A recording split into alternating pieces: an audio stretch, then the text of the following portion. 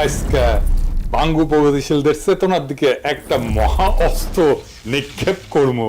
এর ফলে বাঙ্গু প্রগতিশীলের মুখোশ চূড়ান্ত ভাবে খসে পড়বে আর তাদের পুচ্ছে আগুন জ্বলা যাবে। তাদের প্রগতিশীল প্রতারণা আর ভণ্ডামি ভরা বয়ানের চেতনা এই বিল্ডিং এর মতো ধইসা পড়বে। আগের 2 এপিসোডে আমরা 71 সাল নিয়ে আওয়ামী বাম বয়ানকে জয় বাংলা কইরা দিছি। প্রথম এপিসোডে আওয়ামী বাম বয়ানে পাকিস্তানে ভুয়া অর্থনৈতিক শোষণের ন্যারেটিভে জয় বাংলা করেছি। দ্বিতীয় এপিসোডে 25শে মার্চ 70-এর নির্বাচন এবং তার আগের পরের ঘটনাকে জয় বাংলা করে দিছি। আজকে আমরা আলোচনা করব বাঙ্গু চেতনার মূল সূতিকাগার ভাষা আন্দোলন নিয়ে এবং এর পিছনের আসল বাস্তবতা কি ছিল। আপনারাও বুঝবেন 7 জন্মের জাউরা আওয়ামী লীগ এবং বামেরা বাংলাদেশিদেরকে কি রকম উজবুক বানাইছে এই 50-55 বছর। এই এপিসোডের শেষ পর্যন্ত দেখলে আপনারা নিজেরাই তাজ্জব হইয়া যাবেন। তাদের প্রতারণার ভণ্ডামি দেখা আজকে আমরা 52 চেতনার বয়ানকে পুরাপুরি ধূলিসাৎ কইরা জয় বাংলা কইরা দেব। এর সাথে ভারত, আওয়ামী লীগ এবং বাম বয়ান আর তার চেতনার একচ্ছত্র আধিপত্য চিরতরে এই দেশ থেকে লোপ পাবে। চলেন আল্লাহর নামে শুরু করা যাক। প্রথমেই দেখব কি আছে সেই আওয়ামী বাম বয়ান। 1947 সালে পাকিস্তান রাষ্ট্রের আবির্ভাব হয়। তাকে মানে আওয়ামী বাম বাঙ্গু বয়ানে কয় আর কি। পাকিস্তান গঠন হওয়ার পরে পশ্চিম পাকিস্তানের শাসক গোষ্ঠী বিশেষ করে পাঞ্জাবিরা পূর্ব পাকিস্তানের বাঙালিদের উপরে তাদের ভাষা উর্দু জোর কইরা চাপাইয়া দিতে চাইছিল। পাকিস্তান আন্দোলনের প্রধান নেতা পাকিস্তানের প্রথম গভর্নর জেনারেল কায়েদে আজম মোহাম্মদ আলী জিন্নাহ ঢাকাতে এসে নাকি কইছিল Urdu and only Urdu shall be the state language of Pakistan. আর এটা শুনে নাকি সবাই না না করে চিক্কুর মাইরে উঠেছিল। আর তার মধ্যে ছিল নাকি সোহরাওয়ার্দীর বডিগার্ড। জিন্নাহ এই বক্তৃতা দেয় 2 জায়গায়। 21শে মার্চ রমনা রেস করছে বিশাল জনসভায় এবং সেই বক্তব্য কোনো প্রতিবাদ হয় নাই, বরং উচ্ছ্বসিত হয়েছিল জনগণ। উনি কইছিলেন ইংরেজিত কইছিলেন। কি কইছিলেন নিজেরাই শুনেন। Leave no doubt that the state language of Pakistan is going to be Urdu and no other language.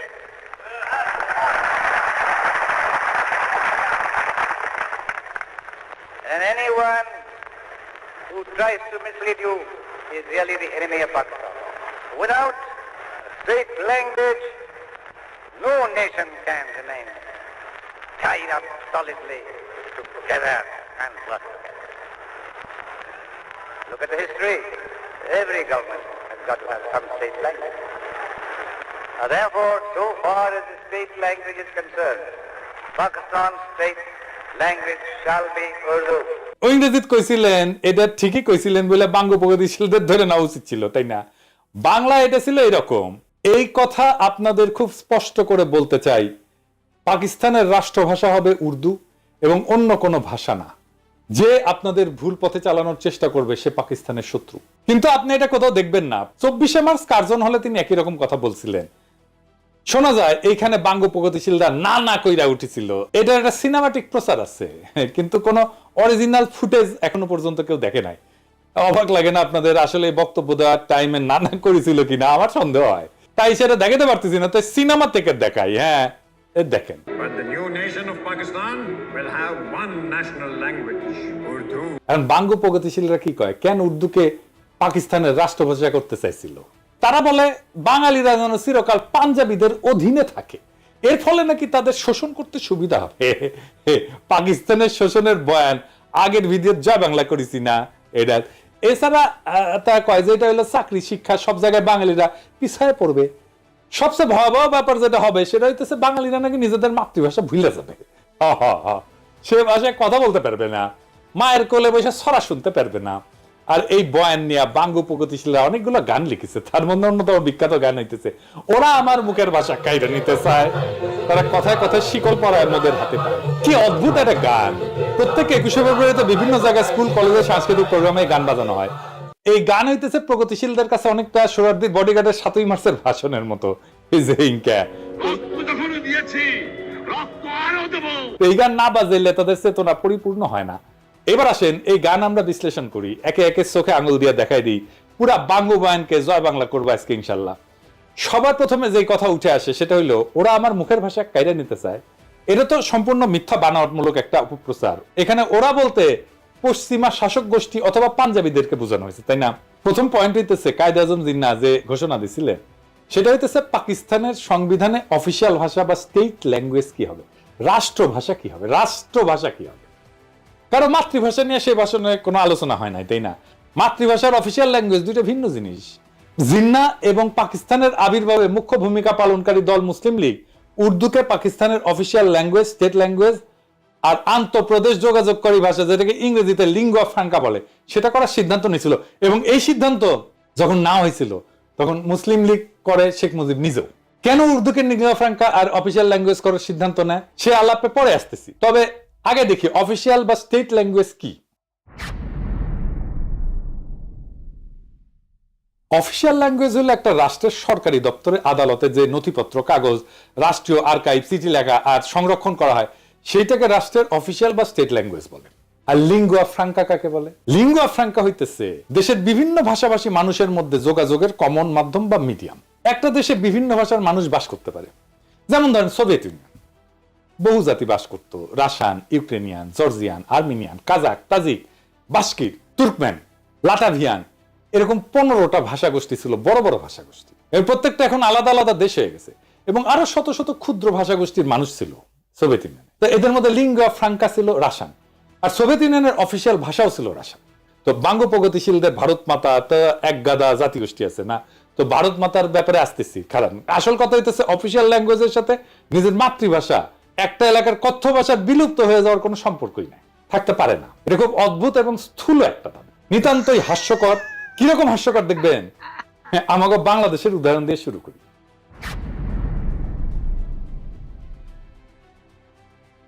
বাংলাদেশের অফিসিয়াল ভাষা হচ্ছে বাংলা, তাই না? আমরা তো সবাই জানি রাষ্ট্রভাষা বাংলা। তো বাংলাদেশে অন্য ভাষাভাষী জনগোষ্ঠী আছে, যেমন সিলেটি আছে, সাতগাই আছে, চাকমা আছে, গারো আছে, সাঁওতাল আছে, অনেক আছে, তাই না? আমি চাকমা গারোদের উদাহরণে আজকে যাব না, সিলেটি আর সাতগাই ধরে। এই দুই ভাষা বাংলা থেকে সম্পূর্ণ আলাদা ভাষা, তাদের প্রায় সম্পূর্ণ ইউনিক ভোকাবুলারি আছে, শব্দ ভান্ডার আছে যেটা অন্য কেউ বুঝে না। এমনকি সিলেটি ভাষা তার নিজস্ব বর্ণমালা আছে যেটাকে সিলেটি নাগরী বলে। একজন সাধারণ বাংলাভাষী মানুষের পক্ষে সিলেটি বা তাটগাইয়া ভাষা বোঝা অসম্ভব, কারণ তাদের ভোকাবুলারি বা শব্দকোষ প্রায় সম্পূর্ণ ভিন্ন। কারণ ঠান্ডা মাথায় ভেবে দেখেন তো, বাংলাকে অফিসিয়াল ভাষা করার ফলে কি সিলেটি বা চিটাগাং এর মানুষ কি তাদের কথ্য ভাষা বা মাতৃভাষা ভুলে গেছে? না, যায় নাই। কেন যাবে? আশ্চর্য কথা। এটা তো কত উদ্ভট একটা দাবি, সেটা কল্পনা করলেও হাসি লাগে। বাঙ্গ প্রগতিশীলদের দাবি যে ওরা আমার মুখের ভাষা কাইরা নিতে চায়, এটা সম্পূর্ণ গাঁজাখুরি একটা দাবি। এখন যদি চিটাগাং বা সিলেটের ভাইয়েরা যদি বলে ওরা আমার মুখের ভাষা কাইরা নিতে চায়, তাহলে বাঙ্গ প্রগতিশীলরা কই যাবে? বাঙ্গ প্রগতিশীলরা আরো বলে যে পাঞ্জাবি ইরানকে আমাদেরকে শোষণ করার জন্য উর্দু আমাদের উপরে চাপাই দিতে চাইছিল। হায় রে দুনিয়া! বাঙ্গ প্রগতিশীলদের আইকিউ আর সাধারণ জ্ঞান অনেক কম হয়, এটা আমরা সবাই জানি। শিক্ষা দীক্ষাতেও তারা সাধারণত লাড্ডা গোড্ডা হয় আর কি, লেখাপড়া কম করে, শেষ করতে পারে না বেশিরভাগ ক্ষেত্রেই। তো যাই হোক, তাই বলে এত কম হয় এটা কল্পনাতীত। আজকে এক ভদ্রলোকের সঙ্গে কথা হইতেছিল, উনি লন্ডনে থাকেন। তো ওনারে কইলাম যে এই বাঙ্গ প্রগতিশীলদের এত আপনারা পাত্তা দেন, বলেন তো দুনিয়ার কোন দেশে, বড় শহরে, কোন শহরে একজন সো কল্ড বাঙ্গ প্রগতিশীল, একজন সাকসেসফুল প্রফেশনাল, ভালো চাকরি বাকরি করে, প্রফেশনালি এক্সট্রিমলি সাকসেসফুল, সমাজের মানুষ তাকে চেনে, নোটিস করে, মানে সমাজে তার প্রভাব আছে? নাই। দুনিয়ায় যে কোনো বড় শহরে, ধরেন London, Paris, new York, Geneva, Sydney, কোথাও পাবেন না। বাম সেকুলার আওয়ামী লীগ এগুলো কোথাও পাবেন না। আহম্মকের দল এটাই জানে না যে পাঞ্জাবিদের নিজেদের মাতৃভাষা বা কথ্য ভাষা উর্দু না, তাদের কথ্য ভাষা হচ্ছে পাঞ্জাবি। পাঞ্জাবি ভাষা হিন্দুস্তানি বা উর্দু থেকে সম্পূর্ণ আলাদা একটা ভাষা। শুনেন, ਚਾਨਣ ਘਟ ਰਿਹਾ ਸੀ, ਹਨੇਰੇ ਦੀ ਆਮਦ ਦੇ ਨਿਸ਼ਾਨ ਪ੍ਰਗਟ ਹੋ ਰਹੇ ਸੀ ਤੇ ਕਹਿੰਦੇ ਆ ਲੋਕਾਂ 'ਚ ਹਾਹਾਕਾਰ। এটা হইতেছে পাঞ্জাবি। কি বুঝতে পারলেন যে এটা যে উর্দু না, এটা যে হিন্দি না? শুধু তাই না, পাকিস্তানের সীমান্ত প্রদেশের পশতুনদের মাতৃভাষা হচ্ছে পশতু, সিন্ধুর ভাষা সিন্ধি, বেলুচিস্তানের ভাষা বালুচ। এই সমস্ত প্রত্যেকটা ভাষা আলাদা আলাদা। কেউ কি নিজেদের ভাষা ভুলে গেছে উর্দুকে অফিসিয়াল ল্যাঙ্গুয়েজ করার ফলে? কারো কি ভাষা কায়দা না হয়েছে? পুরো দাবিটা এত বোগাস, এটাকে যে লজিক দিয়া, যুক্তি দিয়া ভ্রান্ত প্রমাণ করা লাগতেছে সেটা ভাবতে অবাক লাগে। ধরে নিলাম পাঞ্জাবিরা আমাদের শোষণ করতে চায়, তাহলে তো তারা পাঞ্জাবিকে রাষ্ট্রভাষা করার ঘোষণা দিত, উর্দুকে না, তাই না? জিন্নার জন্ম সিন্ধুর করাচি শহরে। ওনার দাদা গুজরাটের অধিবাসী, তাদের কথ্য ভাষা গুজরাটি ছিল। মোহাম্মদ আলী জিন্নাকে ছোটবেলাতে ইংল্যান্ডে চলে যাওয়ার ফলে ইংলিশে বেশি স্বাচ্ছন্দ্য বোধ করতেন উনি, সেই ভাষাতেই কথা বলতেন। ধরে নিলাম যে ওনার নিজের ভাষা আমাদের উপরে চাপাই দিতে চাইতেছিলেন। তাই যদি হইতো তাহলে উনি গুজরাটিকে পাকিস্তানের একমাত্র রাষ্ট্রভাষা করার ঘোষণা করতেন, উর্দুকে না, তাই না? জেনারেল আইয়ুব খান উনি সীমান্ত প্রদেশের মানুষ ছিলেন, জন্ম সীমান্ত প্রদেশের হরিপুর জেলা রেহানা নামের একটা গ্রামে। তো আপনার রেহানা নাম শোনেন না, এটা কিন্তু ওই গ্রাম থেকে আসছে। ওনাদের মাতৃভাষা অন্য পাঠানদের পশতুদের চেয়ে আলাদা ছিল। ওনার মাতৃভাষা ছিল হিন্দকো। ইয়াহিয়া খান ছিলেন কিজিলবাস, এর মাতৃভাষা ছিল ফার্সি বা যেটা ইরানের ভাষা। পাকিস্তানে আইয়ুব খানের পর সেনাপ্রধান ছিলেন মুসা খান, উনি ছিলেন হাজারা সম্প্রদায়ের লোক, ওনার ভাষা ছিল হাজারা। মোহাম্মদ আলী জিন্নাহ, আইয়ুব খান, মুসা খান, ইয়াহিয়া খান এরা সবাই মাইনরিটি জাতির সদস্য ছিল, মানে মুসলমান পাকিস্তানেরও মাইনরিটি জাতির সদস্য। জুলফিকার আলী ভুট্টো ছিলেন সিন্ধু প্রদেশের লারকানার মানুষ, আর মাতৃভাষা ছিল সিন্ধি। কেউই বাঙ্গুদের কল্পিত পাঞ্জাবি শোষক ছিলেন না। আমি একটা জিনিস বুঝি না, বাঙ্গুরা সব জায়গায় তো পাঞ্জাবি শোষক কই থেকে পায়? আরে সামারগিরি করে ভুয়া বয়ান বানাবু জাইনা শুনে গোজা মিল দিয়া বানা, এর গোজা দেয় কিন্তু মিলে না। এরপর আবার বালসুনের মতো লেজে গবরে একখান বয়ান বানায়, জাতিকে সেটা গিলায় আজীবন তাদের অন্ধ করে রাখার স্বপ্ন দেখি। 47 থেকে 71 পর্যন্ত পাকিস্তানে যতগুলা প্রধান বিচারপতি ছিল, একজনের মাতৃভাষা উর্দু ছিল না। সব 5 জন ছিল মোট, এর মধ্যে 2 জন ছিল বাঙালি। তাদের নাম বলি, ধরেন মিয়া আব্দুল রশিদ পাঞ্জাবি ছিল, মোহাম্মদ মুনির পাঠান ছিল, এআর কর্নেলিয়াস উনি অ্যাংলো ইন্ডিয়ান ছিলেন, ফজল আকবর বাঙালি ছিলেন, হামুদুর রহমান বাঙালি ছিলেন। বিভিন্ন গুরুত্বপূর্ণ ব্যক্তিদের মধ্যে কালে ভদ্রে 2-1টা পাঞ্জাবি নাম পাওয়া যায়, কিন্তু সবাই বিভিন্ন জাতের মানুষ, অনেকেই মাইনরিটি জাতের মানুষ। এদের কারো তো কোনো সমস্যা হইলো না উর্দুকে অফিসিয়াল ল্যাঙ্গুয়েজ করার ফলে, কেউ তো বোঝার দাবি তুললো না, ওরা আমার মুখের ভাষা কাইরা নিতে চায়। এদের কারো তো চাকরি বাকরি পাইতে, শিক্ষিত হইতে, রাজনীতি করতে কোনো অসুবিধা হয় নাই। যত অসুবিধা বাঙ্গু প্রগতিশীলদের। বাঙ্গু প্রগতিশীলরা যে কত বড় সামারের সামার, বাটপারের বাটপার, সেটা দেখতে পারবেন। আসেন এবার গানের আর বাঙ্গু বয়ানের আর একটা দাবি নিয়ে। উর্দুকে রাষ্ট্রভাষা করা হলে নাকি বাংলাদেশি বয়াতিদের নাইসা নাইসা গান গাওয়া বন্ধ হয়ে যাবে।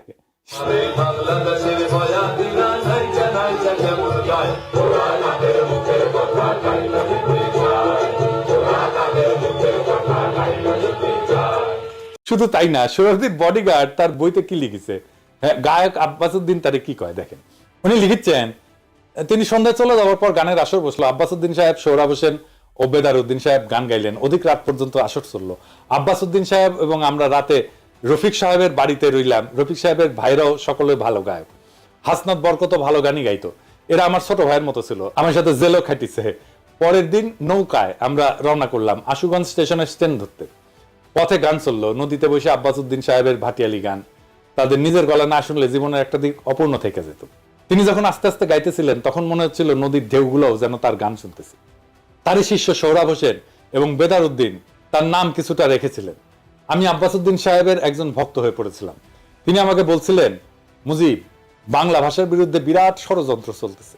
বাংলা রাষ্ট্রভাষা না হলে বাংলার কৃষ্টি সভ্যতা সব শেষ হয়ে যাবে। আজ যে গানকে তুমি ভালোবাসো এর মাধুর্য মর্যাদা নষ্ট হয়ে যাবে। যা কিছু হোক, বাংলাকে রাষ্ট্রভাষা করতেই হবে। আমি কথা দিয়েছিলাম এবং কথা রাখতে চেষ্টা করেছিলাম। কি আজগুবি এক দাবি! বাংলা অফিসিয়াল না হইলে নাকি বাংলার কৃষ্টি সভ্যতা সব শেষ হয়ে যাবে, গানের মাধুর্য মর্যাদা নাকি গোল্লায় যাবে। উজবুকের দল সম্পূর্ণ ডাহা মন গড়া এই সমস্ত দাবি তুলছে। 47-এর আগ পর্যন্ত ইংরেজ আমলে আমাদের অফিসিয়াল ভাষা কি ছিল? হ্যাঁ, কি ছিল? ইংরেজি। তো হ্যাঁ, ইংরেজি, আবার কইতেছি ইংরেজি। তখন কি ইংরেজি আমলে বাংলার বয়াতিরা নাইসা নাইসা গান গাওয়া ভুলে গেছিল? 200 বছরের বেশি তো শাসন করেছিল, তাই না? তো এই 200 বছরে কি গান গাওয়া ভুলে গেছিল? ইংরেজ আমলে বয়াতিরা নাইসা নাইসা গান করে নাই? তখন কি আব্বাসউদ্দিনের বয়ান মতে বাংলার কৃষ্টি সভ্যতা সব শেষ হয়ে গেছিল? তখন কি বাংলা গানের মাধুর্য মর্যাদা গোল্লায় গেছিল? বাংলা সাহিত্য সবচেয়ে বেশি প্রসার লাভ করেছিল কখন? ইংরেজ আমলে। বাংলা ভাষার সৃষ্টি হয়েছে ইংরেজ আমলে। আধুনিক বাংলা ভাষা যেটা আমরা বলি, বিশেষ করে বাংলা গদ্য সাহিত্যের সৃষ্টি হয়েছে ইংরেজ আমলে। পদ্য সাহিত্যের যা প্রসার ঘটছে তার সিংহভাগ ইংরেজ আমলে। বিভিন্ন বাংলা পত্র পত্রিকা, মাসিক সাহিত্য পত্রিকা সব ইংরেজ আমলে শুরু হয়েছিল। 1800 সালে কলকাতাতে ইংরেজদের ফোর্ট উইলিয়াম কলেজ প্রতিষ্ঠার পরে বাংলা সাহিত্য সৃষ্টি এবং প্রসার লাভ করা শুরু করে। বাংলা সাহিত্য এবং কালচার যারা সৃষ্টি এবং ডিফাইন করছে, রাজা রামমোহন রায়, ঈশ্বরচন্দ্র বিদ্যাসাগর, মাইকেল মধুসূদন দত্ত, বঙ্কিম, শরৎ, রবীন্দ্রনাথ, নবীন চন্দ্র সেন, সব কয়টা ইংরেজ আমলের মানুষ। ইংরেজ আমলে ইংরেজি অফিসিয়াল ভাষা নিয়ে তাদের তো বাংলা সাহিত্য চর্চার বিকাশে কোনো বাধা সৃষ্টি হয় নাই। আর 47 সালে পাকিস্তান তৈরির পর আব্বাসউদ্দিন, আব্দুল লতিফ এগো চেতনার চোদন জায়গায় উঠলো। 47-এর আগে আব্বাসউদ্দিন লতিফেরা গান করে নাই, ওদের কাছে গানের মাধুর্য তখন গোল্লায় যায় নাই। পাকিস্তান উর্দুকে অফিসিয়াল ভাষা করতে গেল, চেতনা জায়গায় উঠলো। উর্দুর ইতিহাস নিয়ে একটু পরে আসতেছি। এদের দাবি যে কত শয়তানি আর ষড়যন্ত্র ভরা, সেটা আস্তে আস্তে টের পাবেন। মুঘল আমলে মুঘলদের রাজ দরবার এবং সুবা এবং প্রদেশগুলোতে অফিসিয়াল ভাষা ছিল ফার্সি। মুঘলদের যাবতীয় ডকুমেন্ট, পরোয়ানা, ইতিহাস সবকিছুই ফার্সিতে রচিত হইত।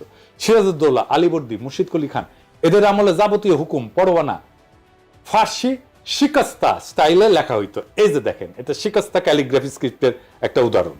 পলাশির যুদ্ধের পর ইংরেজরা প্রথম 80 বছর, মানে 1757 থেকে শুরু করে 1837 সাল পর্যন্ত মুঘলদের ফার্সিকে অফিসিয়াল ভাষা হিসেবে বহাল রাখে। সেই সময় তাদের যাবতীয় অফিসিয়াল ডকুমেন্ট, খাজনার হিসাব ইত্যাদি ফার্সিতেই লেখা হইতো। ইংরেজ সাহেবদের বিভিন্ন চিঠি, আদেশ, পরোয়ানা ইত্যাদি তাদের দেশীয় সেক্রেটারিরা ফার্সিতে লিখে কম্পোজ করে দিত। এই সেক্রেটারিদেরকে বলা হইতো মুন্সি। মুন্সি, হ্যাঁ, প্রচুর হিন্দু ইংরেজি এবং ফার্সি ভাষা শিখে এই মুন্সির কাজ করত। তাদের টাইটেল ছিল মুন্সি। আমাদের গৌতম দাস দাদা আছেন না, আপনারা পছন্দ করেন খুব, আসল নাম হইতেছে গৌতম দাস মুন্সি। উনার ছোট ভাই বিশ্বজিৎ দাস মুন্সি, উনি লেখেন মুন্সি বিশ্বজিৎ। এবার বুঝেছেন তো? 1837 সালে লর্ড অকল্যান্ড ব্রিটিশ ইন্ডিয়ার অফিসিয়াল ল্যাঙ্গুয়েজ ফার্সি থেকে ইংরেজি আর উর্দুতে বদল করে। জিয়া, দুইটা অফিসিয়াল ল্যাঙ্গুয়েজ ছিল, ইংরেজি আর উর্দু।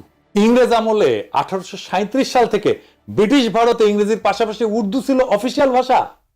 47 সাল পর্যন্ত এই সিস্টেম বহাল থাকে। ইংরেজ অফিসাররা ব্রিটিশ ইন্ডিয়ান আর্মিতে তাদের নেটিভ সোলজারদের সাথে কি ভাষায় কথা বলতো শুনবেন? উর্দুতে। মহারানী ভিক্টোরিয়া তার হিন্দুস্তানি ব্যক্তিগত খাদেম মুন্সি আব্দুল করিমের কাছ থেকে উর্দু ভাষা শিখছিলেন। শুধু তাই না, মহারানী ভিক্টোরিয়া তার নিজের ডায়েরি ইংরেজির পাশাপাশি উর্দুতেও লিখতেন। ওনার ডায়েরির 13 ভলিউম উনি উর্দুতে লিখছেন নিজের হাতে। এটা নিয়ে একটা সিনেমা হয়েছে হলিউডে, মহারানী ভিক্টোরিয়া তার হিন্দুস্তানি খাদেম মুন্সি আব্দুল করিমকে নিয়ে। সিনেমার নাম হইতেছে ভিক্টোরিয়া অ্যান্ড আব্দুল। 2017 সালে এটা মুক্তি পেয়েছে। তো মহারানী ভিক্টোরিয়ার চরিত্রে অভিনয় করছেন জুডি ভেন্স, আর আলী ফজল অভিনয় করছে আব্দুল করিম চরিত্রে। কাজেই ইংরেজ আমলে 47 পর্যন্ত রবীন্দ্রনাথ, শরৎ, বঙ্কিম, ঈশ্বরচন্দ্র এরা সাহিত্য চর্চা করতে পারবে, কাব্য রচনা করতে পারবে, মাসিক পত্রিকা ব্যয় করতে পারবে, বাংলাদেশের বয়াতিরা নাইচা নাইচা গান গাইতে পারবে, তাতে কোনো অসঙ্গতি নাই। কিন্তু 47 সালে পাকিস্তান হওয়ার পর পাকিস্তানের অফিসিয়াল ভাষা উর্দু করতে গেলে বাঙ্গ প্রগতিশীলদের পাছায় আগুন ধরে গেল। এবার গানের অন্য অংশে আসি।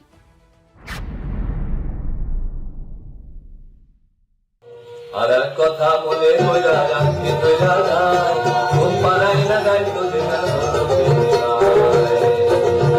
ও মাই সোনা মানির জাদু বলে চুমা দিয়া লইত বলে সোনা মানির জাদু বলে চুমা দিয়া লইত বলে আরো জাদুর কইরা কইতো মরে আর জানা মার বুকে যায় ওরা মায়ের মুখে কথা কইতে যায় ওরা মায়ের মুখে কথা কইতে। আচ্ছা বলেন, অফিসিয়াল ভাষার সাথে দুঃখিনী মায়ের তার সন্তানকে সোনা মানিক জাদু বলে চুমা দিয়া লইত কোলে আয়সান আমার বুকে, আয়ের সম্পর্ক কি?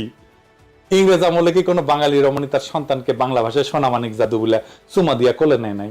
কি আশ্চর্য একটা দাবি। বাঙ্গ প্রগতিশীলরা আবার এর মধ্যে দুঃখিনী মায়ের ঢুকেছে। কত বড় বাটপারেরা। পাকিস্তান প্রতিষ্ঠা হওয়ার পরে জিন্নাহ এবং তার পরবর্তী গভর্নর জেনারেল আর প্রধানমন্ত্রী খাজা নাজিবুদ্দিন তাদের ভাষণে সুস্পষ্ট করে বলছিলেন যে পাকিস্তানের কোন প্রদেশের প্রাদেশিক অফিসিয়াল ভাষা কোনটা হবে সেটা প্রদেশের আইনসভা ঠিক করবে, কিন্তু অল পাকিস্তান লিঙ্গুয়া ফ্রাঙ্কা হবে উর্দু। আগেই বলছি, পাকিস্তানে বহু ভাষার মানুষ বাস করত, পাঞ্জাবি, বাঙালি, পাঠান, বালুচ, হাজরা, সিন্ধি, কিজিলবাস। এদের সবার আন্তঃযোগাযোগ বা ইন্টার কমিউনিকেশনের জন্য উর্দু ছিল সবচেয়ে মোক্ষম ভাষা, কারণ এরা সবাই উর্দু জানতো। মানে ধরেন হাজরা সম্প্রদায়ের মানুষ বাংলা জানে না তো, বেলুচরা বাংলা জানে না তো, তাহলে রাষ্ট্রভাষা যদি বাংলা করে তাহলে কেমনে হবে বলেন তো? উর্দু শব্দটা আসছে তুর্কি ভাষা থেকে। মূল তুর্কি শব্দটা ছিল অর্দু, যার অর্থ হচ্ছে সেনাবাহিনী বা সামরিক শিবির বা ক্যাম্প। এই অর্দু শব্দটা পরবর্তীতে ফার্সি, তারপরে উর্দুতে এসে দাঁড়ায় জাবানি উর্দু, অর্থাৎ সেনাবাহিনীর ভাষা। এই উর্দু থেকেই উর্দি মানে সেনাবাহিনীর পোশাক শব্দটা আসছে। কেন উর্দু? এর জন্য অল্প একটু ইতিহাস বলি, শোনেন, ভালো লাগবে আপনাদের। আরবরা যখন নবীজির ওফাতের পর বিভিন্ন সাম্রাজ্য যেমন রোমান, পারস্যদের পরাজিত কইরা নিজেদের সাম্রাজ্য বানায়, সেটা সর্বপ্রথম উমাইয়া আমলে ভারতবর্ষ পর্যন্ত পৌঁছায়। মোহাম্মদ বিন কাসেমের নেতৃত্বে মুসলমানরা 711 সালে মাকরান, বেলুচিস্তান আর সিন্ধু প্রদেশ জয় করে। মোহাম্মদ বিন কাসিম সিন্ধু থেকে নদী ধইরা উত্তর দিকে বর্তমান পাঞ্জাবের মুলতান পর্যন্ত জয় করছিলেন। এইখানে আরবদের বিজয় থেমে থাকে প্রায় 300 বছর। ততদিনে উমাইয়াদের পতন হইয়া আব্বাসীয় খলিফারা আসছেন এবং আব্বাসীয় সাম্রাজ্য দুর্বল হইয়া বিভিন্ন খণ্ডে বিভক্ত হয়ে গেছে। আব্বাসীয় সাম্রাজ্যের পূর্ব দিকের প্রদেশ ইরান, খোরাসান আর তুরানে সামানিদ নামে একটা সালতানাত প্রতিষ্ঠা হয় 874 থেকে 999 সাল পর্যন্ত।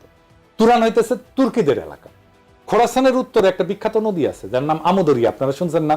গ্রিকরা একে অক্সাস বলতো। আলেকজান্ডার দ্য গ্রেট এই নদী ক্রস করছিলেন তার যুদ্ধযাত্রায়। সেই নদী হইতেছে ইরান আর তুরানের সীমানা। সেই নদীর উত্তরে তুরানি বা তুর্কিরা থাকতো। তুরানি তুর্কি ট্রাইব গুলা অশ্বারোহী বা নমাডিক ছিল। সামানিদ সুলতানেরা ইরানি ছিল এবং তারা ফার্সি ভাষায় ব্যাপক পৃষ্ঠপোষকতা করত। আধুনিক ফার্সি সাহিত্য সামানিদ আমল থেকে শুরু হয়েছে। ফার্সি লেখা হয় আরবি হরফে। ইরানের মহাকবি ফেরদৌসি এই সময়ের মানুষ। সামানিদ সুলতানেরা তাদের রাজসভা এবং সামরিক বাহিনীতে তুরানি অশ্বারোহীদের ব্যাপকভাবে রিক্রুট করছিল। এদের মধ্যে একজন তুর্কি সেনাপতি আলেপ্তেগিন 962 সাল বর্তমান আফগানিস্তানের গজনি শহর জয় করে এনে নিজের একটা সাম্রাজ্যের গোড়াপত্তন করে। এই আলেপ্তেগিনের নাতি বা দৌহিত্র হচ্ছে গজনির বিখ্যাত সুলতান মাহমুদ, যিনি অশ্বারোহী তুর্কি বাহিনী নিয়ে ভারতবর্ষের পাঞ্জাব বিজয় করে তার সাম্রাজ্য যোগ করে। এর ফলে আরবদের বেলুচিস্তান এবং সিন্ধু বিজয়ের প্রায় 300 বছর পর মুসলমানরা বর্তমান সীমান্ত প্রদেশ পাঞ্জাব বিজয় করে। সুলতান মাহমুদ এবং পার্শ্ববর্তী গজনী সুলতানেরা তুর্কি হওয়া সত্ত্বেও তারা সামানিদ সুলতানদের অনুসরণে ফার্সিকেই নিজেদের অফিসিয়াল ভাষা হিসেবে ব্যবহার করতেন। সুলতান মাহমুদ মহাকবি ফেরদৌসিকে নিয়ে পারস্যের মহাকাব্য শাহনামা রচনা করছিলেন। আপনারা জানেন না যে বিখ্যাত শাহনামা? তো গজনীর এই সালতানাত 1186 সাল পর্যন্ত ছিল।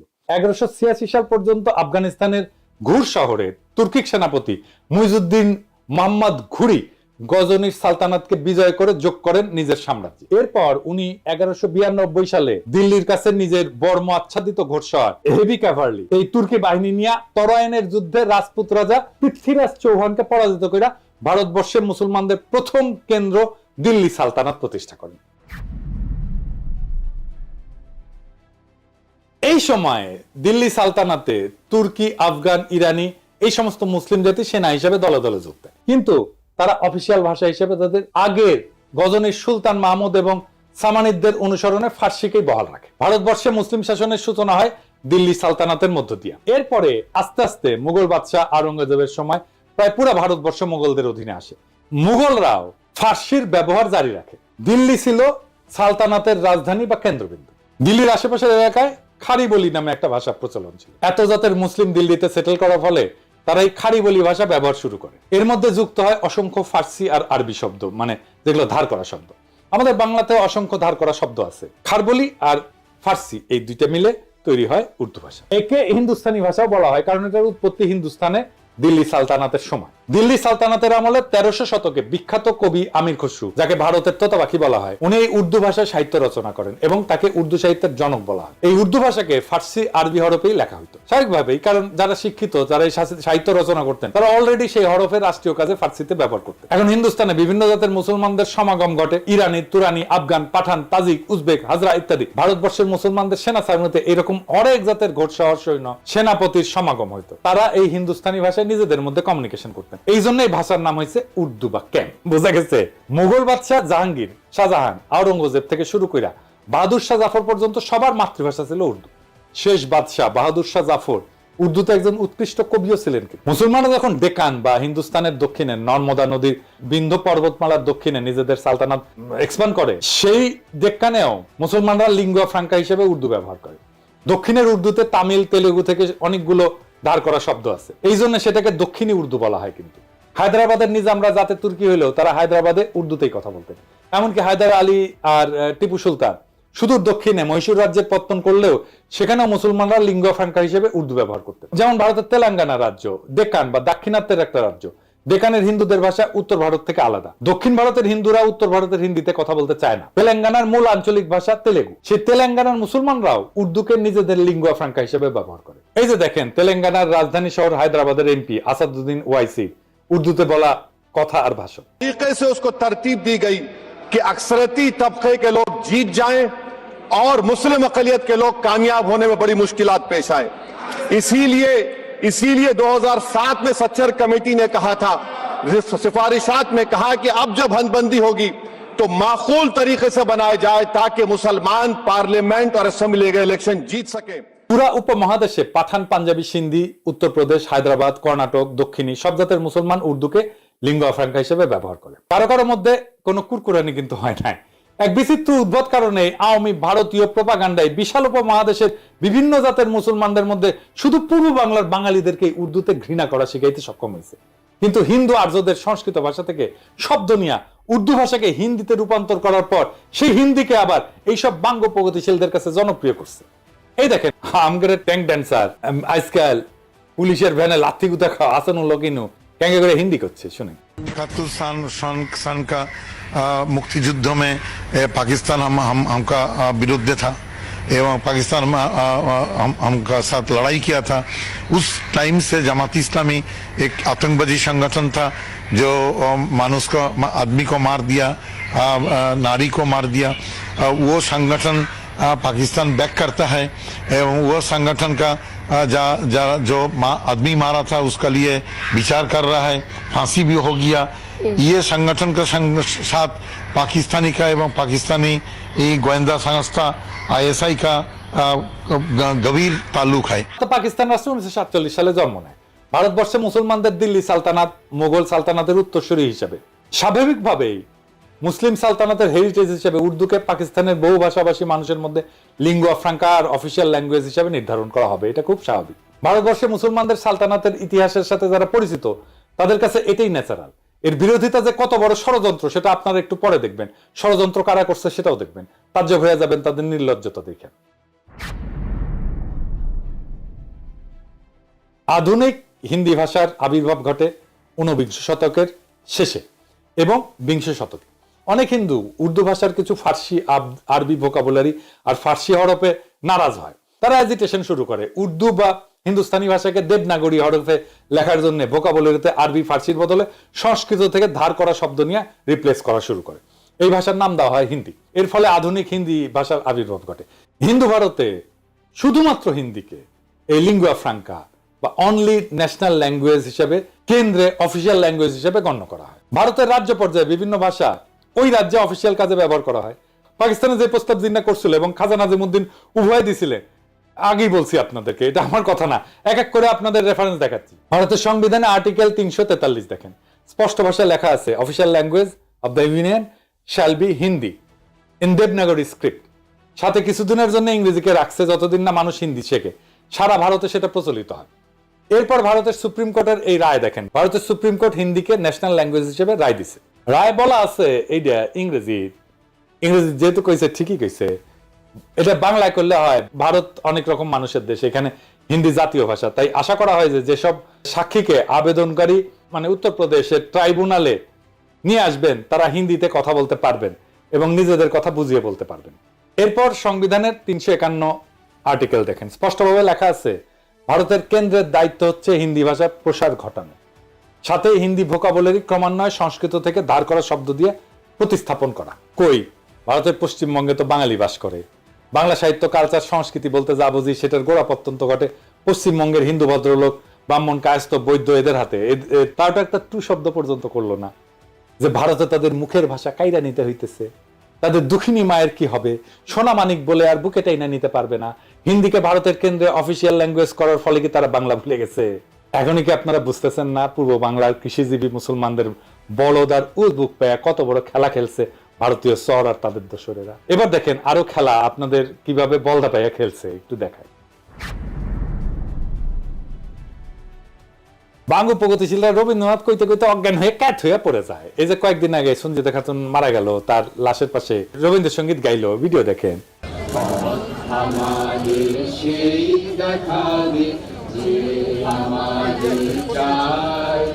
আমি অভয় মনে ছাড়ব তোরি, এই শুধু মোর দান। এখন আপনাকে আমি এই রবীন্দ্রনাথের একটা চিঠি পড়ে শোনাইতেছি, তাহলে বুঝবেন এই বাঙ্গু প্রগতিশীলদের ভারত মাতা, আওয়ামী লীগ আর বামেলামিরা কিরকম বলদ বানাইছে। The Mahatma and the poet এই নামে একটা বই আছে, যেখানে রবীন্দ্রনাথ এবং গান্ধীর মধ্যে লেখা চিঠিপত্র সংকলন করা হয়েছে। এটা সংকলক সব্যসাচী ভট্টাচার্য আর এক ভট্টাচার্য। 21 জানুয়ারি 1918 বিহারের মতিহারি থেকে গান্ধী রবীন্দ্রনাথকে একটা চিঠি লেখে। এই পত্রে গান্ধী রবীন্দ্রনাথের মতামত জানতেছে একটা বিষয়টা হইতেছে হিন্দিকে ভারতের একমাত্র জাতীয় ভাষা বা ন্যাশনাল ল্যাঙ্গুয়েজ করার ব্যাপারে, এই ভাষাকে আন্তঃপ্রদেশ যোগাযোগ এবং জাতীয় সমস্ত কমিউনিকেশনের ব্যাপারে চালু করা গান্ধীর প্রশ্ন ছিল এইরকম ইংরেজি, যে এটা কি ঠিক না যে হিন্দি একমাত্র সম্ভাব্য জাতীয় ভাষা এবং বিভিন্ন আন্তঃপ্রদেশের যোগাযোগের জন্য ভাষা হইতে পারে? চিঠির উত্তরে শান্তিনিকেতন থেকে 24শে জানুয়ারি 1918-তে রবীন্দ্রনাথ এই প্রস্তাবে সম্মতিসূচক মতামত দেন এবং হিন্দিকে ভারতের একমাত্র জাতীয় ভাষা যা আন্তঃপ্রদেশ যোগাযোগের জন্য উপযুক্ত বলে মতামত প্রদান করেন। তিনি স্পষ্ট বলছিলেন, হ্যাঁ, হিন্দি একমাত্র সম্ভাব্য জাতীয় ভাষা হইতে পারে ভারতের। আবার পড়ে শোনাচ্ছি, Hindi is the only possible national language in India. তবে এও বলেন, যেহেতু তাদের প্রজন্ম ইংরেজি শাসনের অধীনে বড় হয়েছে, ইংরেজি ভাষাতে নিজেদের মতামত আর্টিকুলেট করে হিন্দিকে সম্পূর্ণরূপে প্রচলন করতে আরেক জেনারেশন বড় হওয়া লাগবে। গান্ধী গুজরাটি, মাতৃভাষা গুজরাটি, এবং রবীন্দ্রনাথ বাঙালি, বিনা দ্বিধায় হিন্দিকে একমাত্র জাতীয় ভাষা হিসেবে মাইনে নিল। ভারত স্বাধীন হওয়ার পরে ভারতের সংবিধানেও হিন্দিকে একমাত্র অফিসিয়াল ভাষা হিসেবে ঢুকানো হইল এবং এর পাশে ইংরেজিকে রাখা হইল যতদিন নতুন প্রজন্ম হিন্দি না শিখে। যে বাঙ্গ প্রগতিশীলরা এত রবীন্দ্রনাথ বই করলে পাগল হইয়া যায়, কাজ হয়ে পড়ে যায়, সে রবীন্দ্রনাথ নিজেই তো তার দেশ ভারতে হিন্দিকে সর্বভারতীয় ভাষা হিসেবে প্রমোট করছে। এখানে বাঙ্গ প্রগতিশীলদের আইকন রবীন্দ্রনাথ তাহাউকে করে নাই যে সে তার মাতৃভাষা ভুলা যাবে। পশ্চিম বাংলার কোন কবি সাহিত্যিক তো এটা একটা টু শব্দ করে নাই, যেহেতু রবীন্দ্রনাথ কইছে, ঠিকই কইছে। আর জিন্না একই কথা কইয়া ভিলেন হইয়া গেল বাঙ্গ প্রগতিশীলদের কাছে। এটা কত বড় সামার বাটপারের বাটপার দেখেছেন। ভারতের কেন্দ্রে, সচিবালয়ে, আদালতে, আর্মিতে সব জায়গায় অফিসিয়াল ভাষা হচ্ছে হিন্দি বা ইংলিশ।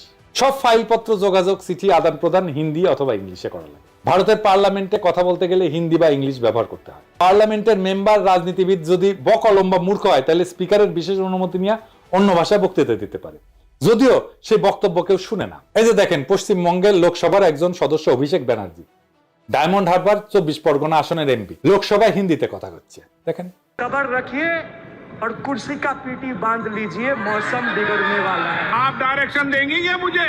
पश्चिम बंगाल के चीफ मिनिस्टर ममता बनर्जी सदन के सदस्य है, नहीं है? तो उन्होंने क्यों टिप्पणी किया? বাঙ্গ প্রগতিশীলরা তো ভারত মাতা শুইয়া কায়েত, এরা কিন্তু ভারত মাতার বিরুদ্ধে একটা টু শব্দ করবে না। আপনাদের কি আসলে বিশ্বাস হয় যেই সব 7 জন্মের জাউরাজ, আওয়ামী লীগ, সিপিবি, বামপন্থী বুদ্ধিজীবী সাহিত্যিক যেমন শাহরিয়ার কবির, কমিউনিস্ট মুনির চৌধুরী, যারা ভাষা আন্দোলন নিয়ে লাফাইছে, তারা কি এইটার জবাব দিতে পারবে যে যদি 47-এর দেশভাগ না হইয়া আমরা যদি অখণ্ড ভারতের অংশ হইতাম তাহলে কেন্দ্রে অফিসিয়াল ভাষা কি হইতো? হিন্দি হইতো তো, তাই না? তো তারা কি হিন্দি ব্যবহারের বিরুদ্ধে একটা টু শব্দ করতো? তারা তো তাদের গুরুদেব রবীন্দ্রনাথের আদেশ দেখে কাইট হয়ে পড়ে যেত। আসলে ওদের সবসময় উদ্দেশ্য ছিল ভারত মাতার এজেন্ডা বাস্তবায়ন করা। আমাদের আগের 2টা এপিসোডে দেখাইছি, এই এপিসোডের মাধ্যমে সেটা আবার স্বতঃসিদ্ধভাবে প্রমাণ করলাম আপনাদের সামনে আরেকবার। এরা সব সময় এই ভূখণ্ডের মুসলমানদেরকে দুর্বল করে রাখতে চেয়েছে, এখনো সেটার জন্য আপ্রাণ চেষ্টা করে যাচ্ছে। সেই জন্য প্রথম থেকে ষড়যন্ত্র করে তাদের দেশীয় লেসপেন্সারদের মাধ্যমে এই সমস্ত ভুয়া বয়ান তৈরি করে বিলি করেছে। পাকিস্তান তৈরি হওয়ার পর থেকে এদের উদ্দেশ্য ছিল উপমহাদেশের মুসলমানদের মধ্যে যাতে বন্ধন না থাকে, একতা না থাকে, মুসলমানরা যাতে কোনোভাবে এক দেশে বসবাস না করে। মুসলমানরা যদি একতাবদ্ধ শক্তিশালী থাকে তাহলে তো ভারত মাতার বিশাল বিপদ সামনে, তারা তাদের অখণ্ড ভারত পুনরুদ্ধারের স্বপ্ন বাস্তবায়ন করতে পারবে না। এই জন্যই ভারত নিজে হিন্দিকে নিজের অফিসিয়াল ল্যাঙ্গুয়েজ বানায় পূর্ব বাংলার মুসলমানদেরকে উজবুক বানাইছে তাদের দেশীয় দোসরের মাধ্যমে। এখনো খেয়াল করলে দেখবেন ইউটিউবে বা ফেসবুকে পশ্চিমবঙ্গের বাঙালিরা এসে এই ব্যাপারে উস্কানি দেয়। যখন কোনো উর্দু গানে বা পাকিস্তানের কোনো কিছুতে বাংলাদেশি কেউ লাভ দেয়, লাইক দেয় বা কোনো একটা কমেন্ট করে, এইসব পশ্চিমবঙ্গের বাটপাট সামাররা এসে কয় তোদের ভাষা উর্দু নাকি? কত বড় সামারেরা! তখন এরা ওপার বাংলা থেকে ভাষা আন্দোলনে ব্যাপকভাবে উস্কানি দিছিল, প্রোপাগান্ডা চালাইছিল। এদের প্রোপাগান্ডা কি জিনিস সেটা সবাই আজকে ভালোভাবে বুঝছেন। দেখেন, আপনাকে মৌলিক যখন কেন্দ্রে যায়, মোদির সাক্ষাৎকার নেয়, তখন হিন্দিতে কথা কয়। मोदी जी रिपब्लिक बांग्ला में पहली बार, बहुत बहुत स्वागत है। नमस्कार, बहुत बहुत शुक्रिया आपको मोदी जी। मोदी जी, ये जो पूरा जो माहौल है, हजारों में लोग यहाँ पे आए हैं, क्या कुछ नहीं हुआ? ये प्रोग्राम को बंद करने के लिए लोगों को रोका गया, 144, 144 इशू किया गया, बहुत सारे जगहों पे रोक नहीं पाए। ममता बनर्जी को मोदी से इतना डर क्यों है? পশ্চিমবঙ্গের হিন্দু বাঙালিদের কাছে এটা কিন্তু কোনো আপত্তির বিষয় না, কিন্তু মুসলমানরা উর্দু কইলে তাদের হোগা জ্বলে যায়, তাদের হোগায় আগুন জ্বলে ওঠে দাউ দাউ করে। এইবার আসি ষড়যন্ত্রের অন্তিম পর্যায়ে। 52 সালের 21শে ফেব্রুয়ারির ঘটনা। 21শে ফেব্রুয়ারি নিয়ে যেই বয়ান প্রচলিত তাতে বলা হয় পাকিস্তানি পুলিশ হঠাৎ কইরা বলা নাই কওয়া নাই নিরীহ ছাত্রদের মিছিলে গুলি বর্ষণ করে, যেখানে তারা রাষ্ট্রভাষা বাংলা চাই স্লোগান দিতে দিতে শান্তিপূর্ণ মিছিল করতেছিল। এর ফলে হতাহত হয় বেশ কিছু ছাত্র জনতা, কিন্তু বাস্তবতা ছিল সম্পূর্ণ বিপরীত। প্রথম পয়েন্ট হচ্ছে গুলি চালাইছিল প্রাদেশিক সরকার, কেন্দ্রীয় সরকার না। পুলিশ ছিল প্রাদেশিক সরকারের অধীনে এবং পূর্ব বাংলা পুলিশে বাঙালিরাই চাকরি করত। প্রাদেশিক সরকারও সম্পূর্ণভাবে বাঙালি ছিল। মুখ্যমন্ত্রী ছিল ময়মনসিংহের নুরুল আমিন, মন্ত্রিসভা ক্যাবিনেট ছিল 100% বাঙালি। দ্বিতীয় গুরুত্বপূর্ণ পয়েন্ট হইতেছে পুলিশ লাফায় এসে ছাত্রদের উপরে গুলি চালায় না। আওয়ামী লীগ এবং কমিউনিস্ট পার্টির ছাত্র সংগঠন অনেক উস্কানি দিয়াও কোনো পাল্টা সারা না পেয়ে একটা সিন ক্রিয়েট করার জন্য প্রাদেশিক আইনসভার দিকে হামলা করতে যায়। তখন প্রাদেশিক আইনসভা ছিল এখন যেটা বাংলা একাডেমি, ওইটা। সেদিন প্রাদেশিক আইনসভার সদস্যদের একটা মিটিং এর ডেট ছিল। সেখানে আওয়ামী বামেরা প্রাদেশিক আইনসভার সদস্যদেরকে আইনসভায় যোগ দিতে বাধা প্রদান করে শারীরিকভাবে, তাদের গাড়ি পর্যন্ত আটকায়। পুলিশ এসে তাদেরকে সরাই দিতে চায়, রাস্তা ক্লিয়ার করে দিতে চায়। তখন লীগের আর কমিউনিস্টদের ছাত্রকারা পুলিশের উপরে চড়াও হয়, পুলিশ লাঠিচার্জ করে। লীগের গুন্ডারা এরপরে পুলিশের দিকে ঢিল ইট পাটকেল ছড়া শুরু করে এবং পুলিশেরা আহত হয়। তো এই সমস্ত বামেরা কি ধরনের হয় দেখেছেন তো, পুলিশদেরকে কিভাবে আক্রমণ করে এবং তারপরে বলে আমাকে আক্রমণ করছেন কেন, দেখেন না? এই যে দেখেন, এই